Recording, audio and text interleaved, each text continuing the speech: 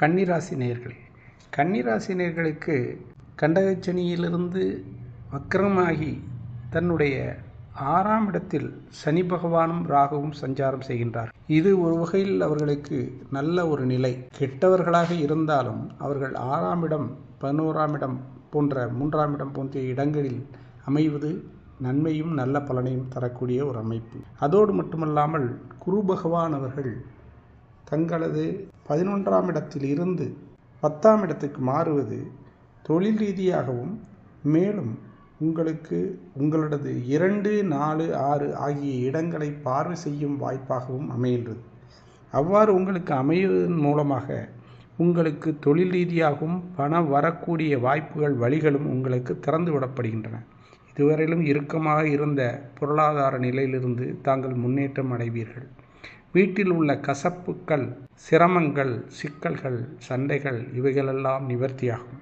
ஆக இதுவரையிலும் ஒன்றும் செய்ய முடியாது என்றிருந்த சச்சரவுகளும் சண்டைகளும் ஒரு முடிவுக்கு வரும் ஒரு நல்ல நிலையை அடையும். உங்களது உடல்நிலை மற்றும் எதிரிகள் என்று பார்த்தீர்களானால், உடல்நிலையில் இதுவரையிலும் சிரமப்பட்டு கொண்டிருந்தவர்களுக்கு விமோச்சனமும் நல்ல ஒரு நிலையையும் எட்டுவார்கள்.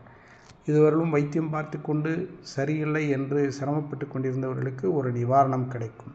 அதேபோல் தங்களுக்கு ஏற்பட்டிருந்த வழக்கு வாய்தாக்கள் மற்றும் சிரமங்கள் ஆகியவற்றிலிருந்து நிவாரணங்கள் கிடைக்கும். எதிரிகள் தணிந்து வருவார்கள்.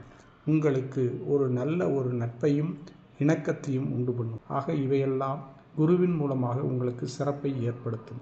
குரு தங்களது 2ஆம் இடத்தை பார்ப்பதால் உங்களுக்கு பணவரவில் எந்த சிரமமும் இல்லாமல் தொழில் ரீதியாக விஸ்தீரணமும் பணவரவும் ஏற்படும். அதன் மூலம் நீங்கள் புதிய இடங்கள், சொத்துக்கள் வாங்கும் வாய்ப்புகளையும் உண்டு பண்ணி தருவார். தங்களுக்கு கேது பகவான் 12ஆம் இடத்தில் இருப்பது ஒரு வகையில் தாங்கள் எதையும் சிந்தித்து முடிவெடுக்கக்கூடிய ஒரு நல்ல நிலையை கொடுப்பார். ஆகவே 12ஆம் இடத்தில் இருக்கு என்று தாங்கள் எந்த கவலையும் பட வேண்டிய வாய்ப்புகள் இல்லை. உங்களுக்கு சுக்கிரன் அவர்கள் தங்களது செவ்வாயினுடைய வீட்டிற்கு நகர்ந்திருப்பதும், செவ்வாய் அவர்கள் தனுசுக்கு நகர்ந்திருப்பதும் ஒரு சிறப்பான அமைப்பு என்றே சொல்ல வேண்டும்.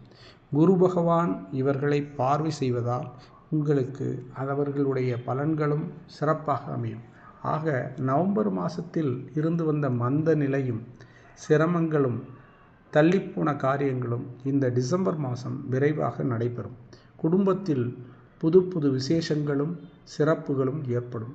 வெகு நாட்களாக பார்க்காமல் இருந்த உறவினர்களும் நண்பர்களும் சந்திக்கும் வாய்ப்புகள் உண்டு. அதேபோல் புதிய புதிய கோயில்களுக்கும் தர்மஸ்தலங்களுக்கும் சென்று வரும் வாய்ப்புகளும் உண்டாகும்.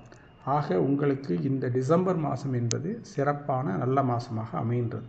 வாழ்க வளமுடன், வாழ்க வணக்கம்.